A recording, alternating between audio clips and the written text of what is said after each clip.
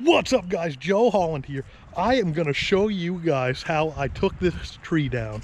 This giant dead hemlock tree that was still standing, but we're going to take it down today with an axe. No chainsaw, just an axe. Brand new handle I built yesterday out of an ash tree that we took down last year. And you're going to see how to take it down. I'll show you some safety tips. I'll show you how out of shape I am. And I'll show you how much fun it is to use an axe to drop something this size.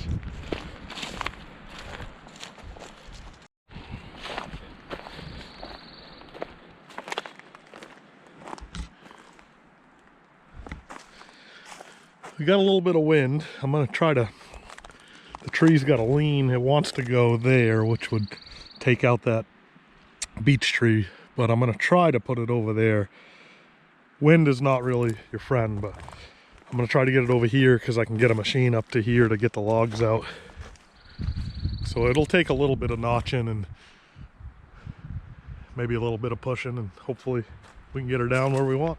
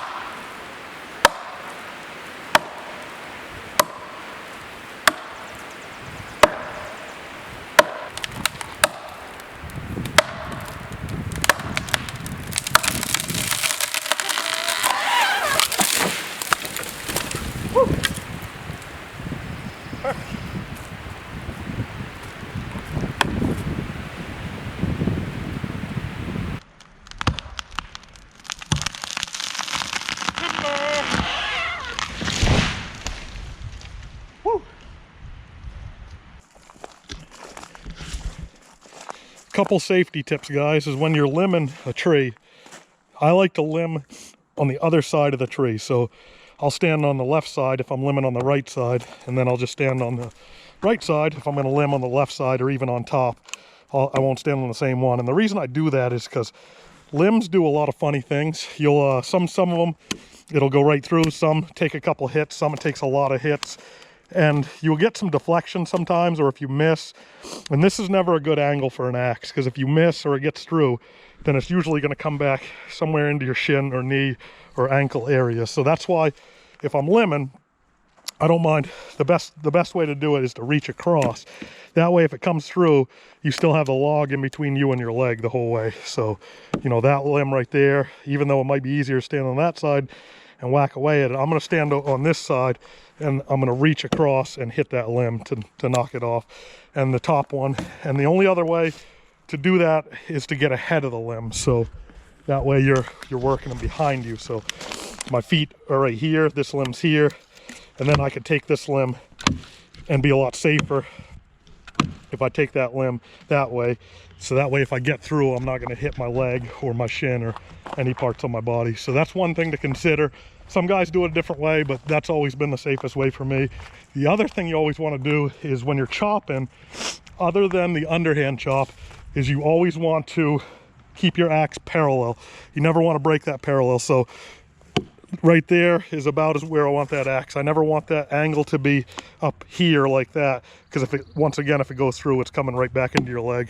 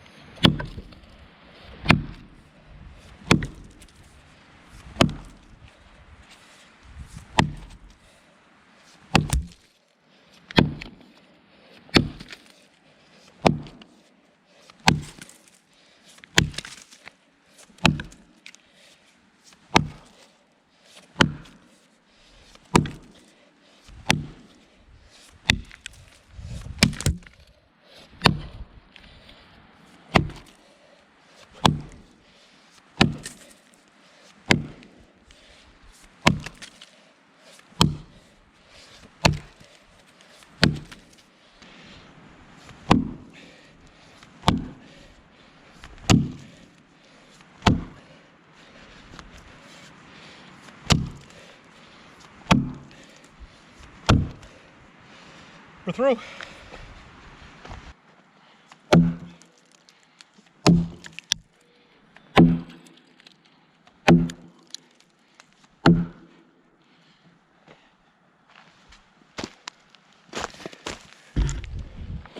There you have it.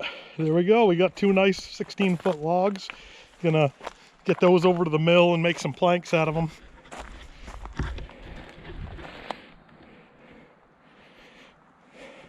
All right, guys, thanks for tuning in. That was a lot of fun for me. Got a blister on my finger because I have not done this for a while, as you could tell. And I'm not quite as tough as I used to be. I used to have pretty thick skin, but apparently not as tough. That's a little bit embarrassing.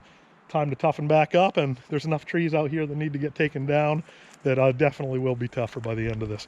But yeah, overall, the Connecticut pattern axe, this old Kelly registered on a 28-inch ash handle, cut like an absolute champion, took the tree down perfectly, performed perfectly. Couldn't ask for anything more out of this axe. The main wedge did a great job as well. That one's on a birch handle. That one is getting gifted tomorrow to one of my very best friends in the world. And also the double bit, I didn't get a chance to use that quite as much because the handle's a little too long for bucking or underhand chopping.